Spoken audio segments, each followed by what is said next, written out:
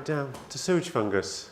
Sean asked me to do a review of sewage fungus, so I've got a couple of hours on that. So, thank you. So, get comfortable.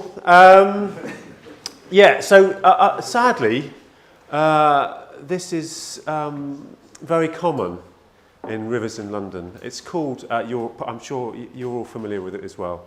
It's called sewage fungus. It's a misnomer. It's largely bacteria that forms in these tufty strands, and you get all sorts of different variations of sewage fungus. I have actually got quite into it over the last few years, literally in some cases. But it is a telltale sign of misconnections.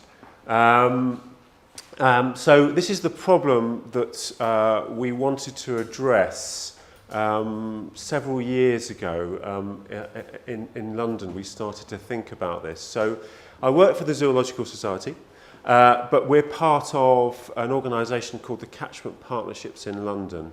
Obviously, as the name suggests, it is the catchment partnerships and representatives of them across Greater London. And this was the first time we tried to work together to tackle a specific problem. And as you can see, it's pretty common in London. The estimate is that between 1% and 5% of properties across London was misconnected. But information was fairly scarce. So the starting point was to look at the background literature on the issue of misconnections. And again, you find that information is fairly scarce. So we based most of the project that I'm going to be telling you about on this one paper published in 2015. So it came out just a year or so before we started to focus on this particular issue by two eminent urban pollution experts, Ellis and Butler, and they were looking at the scale of the problem, and they concluded this, that there's the evidence on the scale of the problem is confusing, not clear. And one of the big conclusions was that there's a clear need to develop a systematic procedure and appropriate protocols for identifying polluted surface water outfalls. So it struck us as quite extraordinary that something didn't exist to date. So hence the need for the Outfall Safari that we developed. And it was developed around, with a particular focus in mind, that we were doing this we started doing this in 2016, and the water companies had their price review process coming up to assess, to calculate their investments for the next asset management period. So we wanted to gather the evidence. We suspected that they weren't putting enough investment into resolving misconnections, but we needed to gather the evidence to prove that. So that was the aim. And at the outset, we knew that we had to involve our water company and the regulator in what evidence would be considered to engage in this debate. So that was the starting point. It's been really interesting actually talking to various people last night and this morning, that our relationship with our water company is very different from some of the other relationships that you're experiencing with your water companies. So it'd be interesting to get an idea of that perhaps afterwards, after these slides. So the methodology it's really very simple. We wanted to recruit volunteers and train them to survey entire river catchments and give them the means to assess outfalls in a standardised way. And also the tool that we needed to use was one that would geolocate those outfalls and allow them to put in the data from the field and then send it to us. And so we chose a wonderful piece of software that some of you might be familiar with called Pecorelli 5. If you're not familiar with it and you want to survey your rivers, it's very intuitive, it's free, very importantly, and easy to use. It's great. There are other options, and perhaps we'll touch on those later, particularly the CABA use Survey 123 within the ArcGIS package, which also does the job, but not free. So there's two. We want to engage citizens because, of course, there's all the added benefits. I mean, that we've just heard about from the Mersey River Trust of when you're working with communities, you're engaging them in the issues, you're educating them about the problems and how best to work together. And of course they add capacity. If you're talking about walking rivers, you need significant capacity to do that. So we have bankside surveys which are done by trained volunteers. There's risk assessments around that. And then we have in-channel surveys. So the volunteers, the surveys are run over a 1-month period. The volunteers conduct the initial surveys, and as well as assessing the outfalls they find, they identify the areas that have to be accessed from within the channel, so where it runs through private land, for instance. So that's done by staff. So we have Environment Agency people there, myself sometimes, and occasionally we're joined by staff of Thames Water. And the significant thing is that we're accessing the parts that are long, forgotten, out of sight, not quite in such an adventurous fashion as in Sheffield, but these are the sorts of environments that we end up in, these little channels that are long forgotten, and invariably we find the worst problems in these tucked away areas. So the assessment method for the outfalls was actually provided by Thames Water. We asked them, how do you assess the outfalls?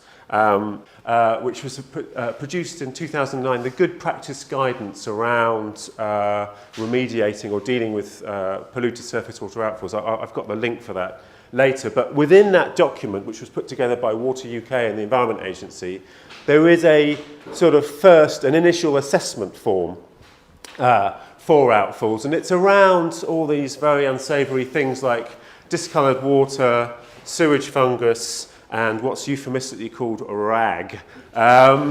So these are the things. So as you can see, it's broad first order stuff, but basically we put the assessments within into the app in EpiCollect, and within those, so there's about 9 questions. I can't remember. I can link you to the app, or we've produced a guide that you can take away. So within 2 of the questions, there's a scoring system, okay, to rank the impact. So this allows us to prioritise the outfalls within the assessment, and that we asked the Environment Agency to produce the scoring system. So thereby pulling everyone together and making sure we were providing the data that they were happy with. So that's the impact score within that.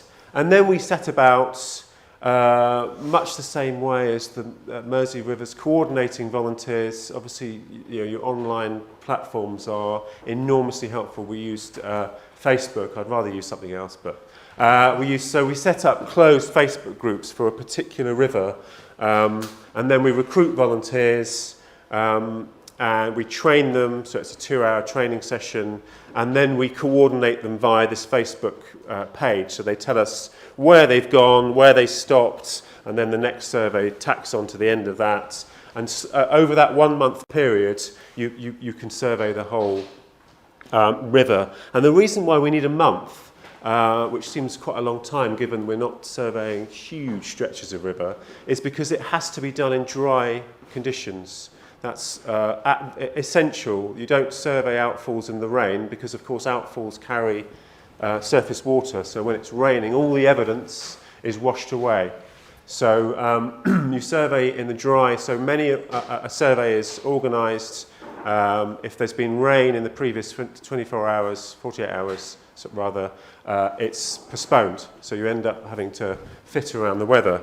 But between 2016 and 2018, these are the totals: 112 volunteers, 1,177 outfalls assessed, 6 rivers across London.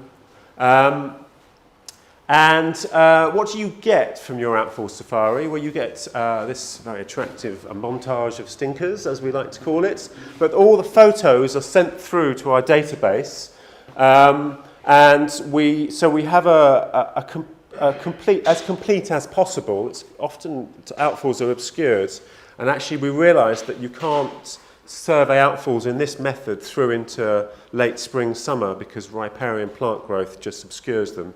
So counterintuitively, given the requirement for dry weather, best periods are to survey between January, if you can bear the cold, through to end of May.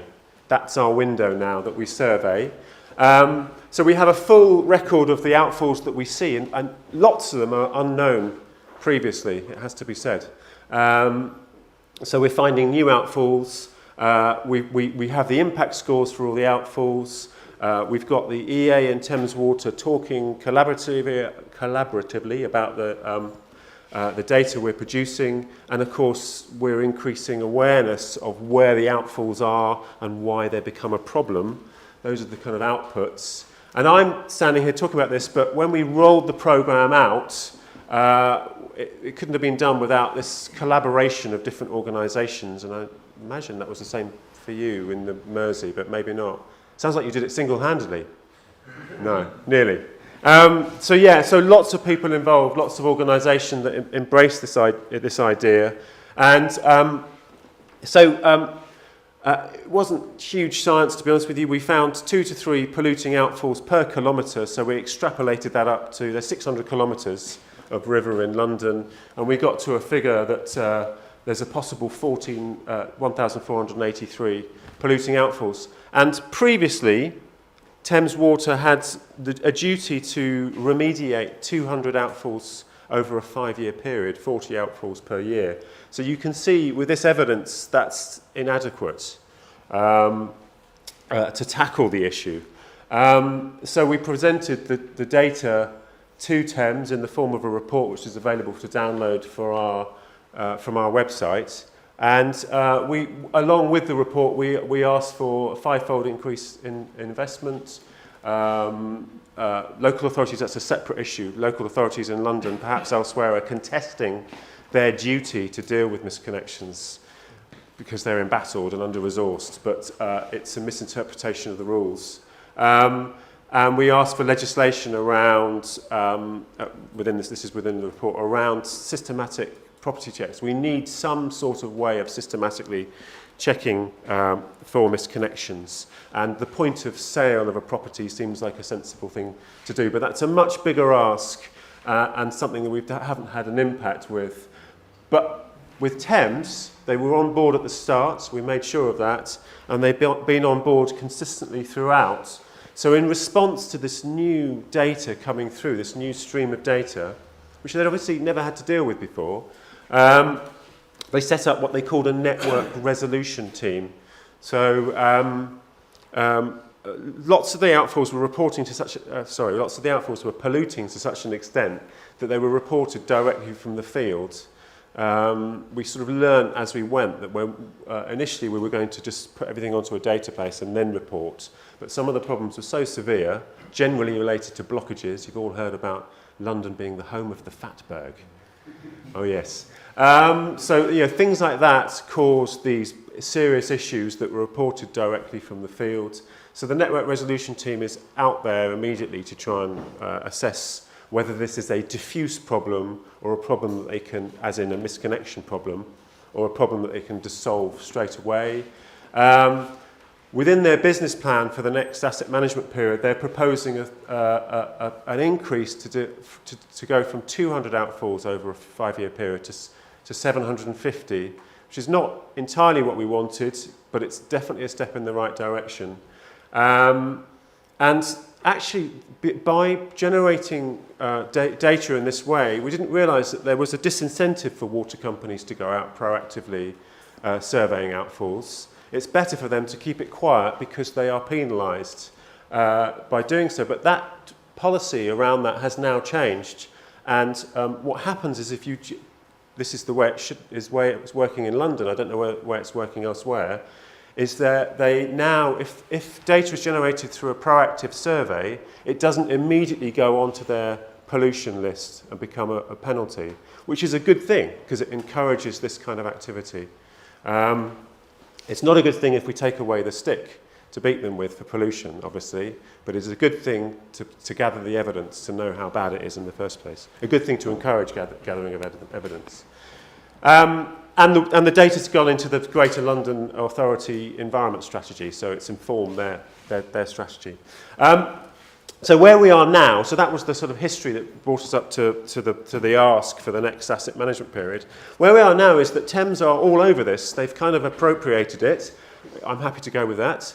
And they've put it. They're funding it for a 7-year horizon, which is quite extraordinary, really. We've developing a way of systematically running outfall safaris on rivers across Greater London every 4 years. That's the plan with this funding. And we want to build in a way of trying to gather data as well on the frequency of repeat misconnections. It gives us opportunities to gather more data on the problem by doing this more systematically. And they're talking about as well, if they get through their current Ofwat negotiations, developing an online a website that will give feedback to the communities that are gathering this data. So there's a positive feedback loop. The communities gather the data, shows where the problems are, Thames Water feedback how they're dealing with that problem, because that's always obviously the interest of the local communities that are motivated to join us. So I need to stress there are limitations obviously around outfall safaris. They're a one-off snapshot survey. And outfalls behave in strange ways. Some pollute intermittently.